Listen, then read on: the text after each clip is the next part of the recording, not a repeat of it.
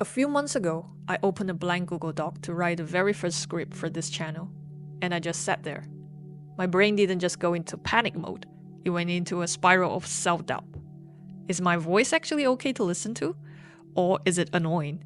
What if I spend 5 days editing this, put it out there, and absolutely no one cares? What if people leave mean comments saying I don't know what I'm talking about?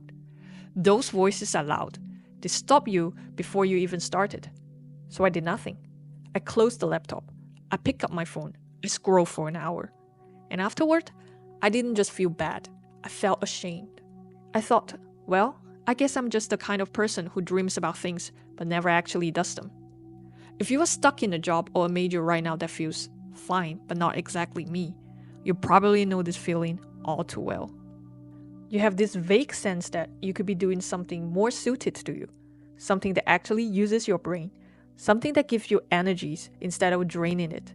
But the moment you think about choosing wrong and wasting a few years, you freeze.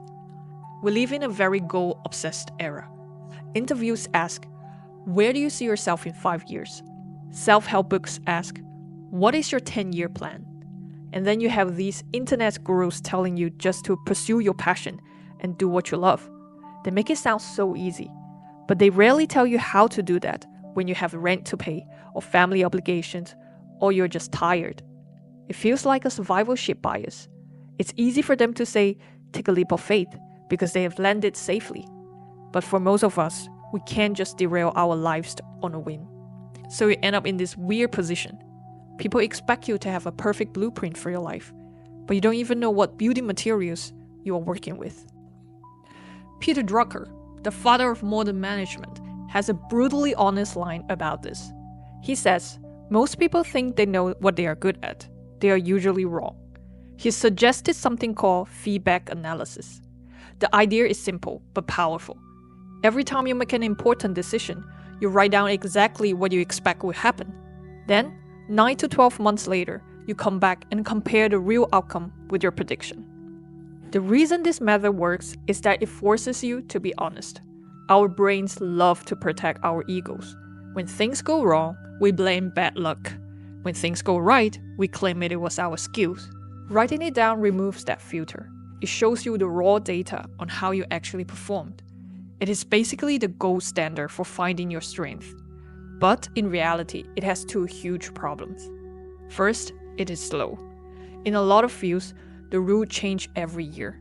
If you wait 12 months to discover, oh, I'm actually not suited for this, that is a very expensive lesson. Second, it has a cold start problem. If you haven't done something before, you can't predict how you will do.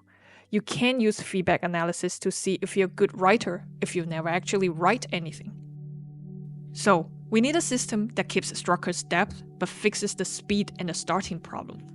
I found a missing piece in a concept called tiny experiments by neuroscientist Anne-Laure. When you combine her approach with Drucker's analysis, you get what I call the search and verify door engine. Think of it like this. You have two engines. Engine 1 is search. This is about speed. It is about scanning the horizon cheaply and quickly to find things that might be interesting. This is powered by tiny experiments. Engine 2 is verify. This is about depth. Once you find something promising, you test it rigorously to see if it is a real strength. This is powered by Drucker's feedback analysis. The reason most of us are stuck is that we are trying to verify before we have even searched. We treat ourselves like architects who need a perfect blueprint before laying a single brick. If the blueprint is wrong, the building collapses. That is terrifying. This system lets you stop being an architect and start being a scientist. A scientist doesn't need to be right every time. They just need data. If an experiment fails, it is not a tragedy. It is just information. So, how do we run the engine 1, searched? This is for when you have no idea where to start. You use a framework called PACT. P stands for PACT. This is a tiny specific agreement you make with yourself. It is not, I'm going to become a writer. That is huge and scary. It is, for the next 7 days, I will write 200 words every morning, no matter how bad they are. Become a writer is a heavy identity. Write 200 words is just a task. You can do a task. A stands for ACT. This is simply doing the things and tracking one question. Did I do it today? You're not here to judge the quality. You are checking boxes. Yes or no. You are tracking behavior, not judging results. This is crucial because if you judge yourself too early, you will kill your motivations before it has a chance to breathe. C stands for check. This is a weekly energy review. It is not, did I succeed? It is, how did I feel? After you do the action, do you feel clearer or more exhausted? Do you feel slightly more alive or slightly more numb?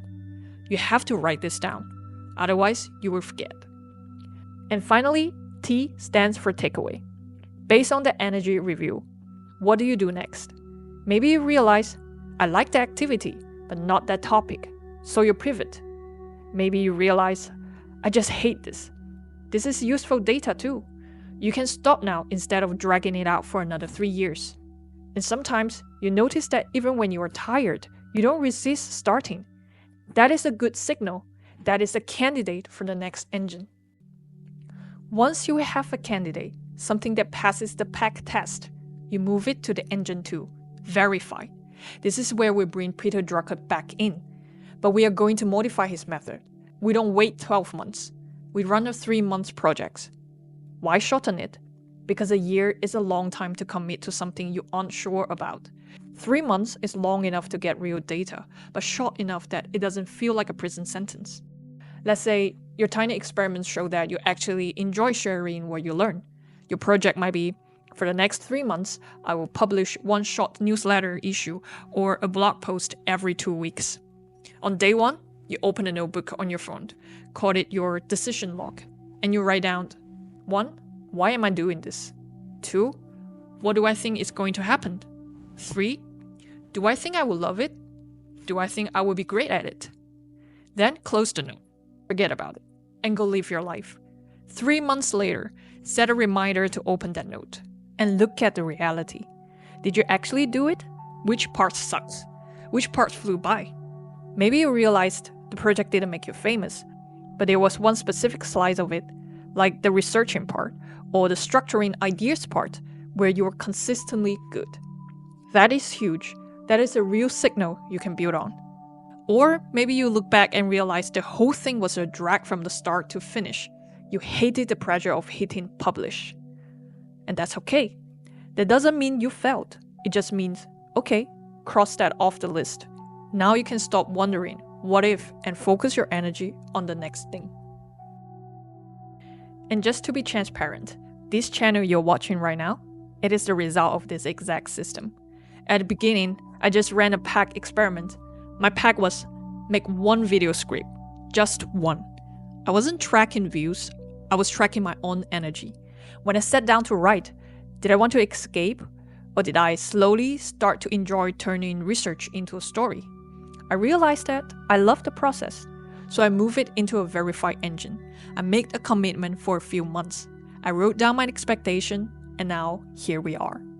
So if you've made this far, and you still have a little bit of energy left, I want to give you one very concrete task. Not figure out your life purpose, just 1 piece of paper. After you close this video, grab a page and write 3 lines. This is your curiosity inventory. For the first line, ask yourself, who am I secretly jealous of? It doesn't have to be Elon Musk. It could just be that guy who has a cool podcast, or that friend who gets to work from a coffee shop. Don't judge the feeling. Jealousy is actually a really useful signal. It is usually pointing at something you want for yourself. For the second line, ask, if nobody was watching, what is the one tiny thing I'll be curious to try? Don't write down a big job title like director or CEO. Think smaller. Something like, record a few voice notes about my day. Or design a fun Notion template for a friend. And for the third line, for the next 2 weeks, what is the absolutely smallest promise I can make to myself? Maybe it's 10 minutes a day. Maybe it's just 2 evenings a week. The key is to make it so small that you can put it on your calendar today without freaking out. Once you have written all those 3 lines, you have already designed your first search experiment. This is not a magic shortcut. It won't figure it all out overnight, but it does move you from standing still and overthinking for 10 years to learning about yourself through small, safe experiments. You don't need to decide today what you will do for the rest of your life. Just give yourself 2 weeks.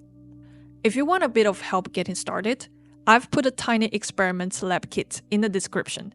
It is a printable template with the PACT, energy log, and the decision log layouts you can use right away, and it's all free. I hope it can offer some structure. Alright, thanks for watching, and I will see you in the next one.